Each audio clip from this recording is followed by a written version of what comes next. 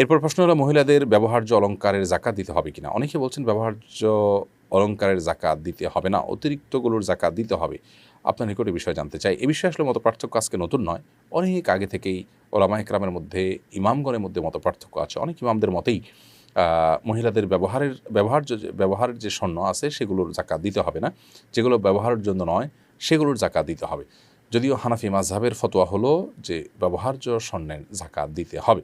অতএব ব্যবহার্য স্বর্ণের জাকাত দেওয়াটাই হলো নিরাপদ মত, এবং এই ক্ষেত্রে এই মতটার উপর আমল করলে আমরা কোনো প্রকার রিস্কে আর থাকি না, এবং দলিলের দিক থেকেও এটি যথেষ্ট শক্তিশালী, যার কারণে ব্যবহার্য স্বর্ণের বা অলংকারের জাকাত দিতে হবে এই মতটিকে আমরা অগ্রাধিকার যোগ্য মনে করছি। যদিও ভিন্ন মত কিন্তু ইমামগণের রয়েছে, যেটি আমরা একটু আগে বলেছি।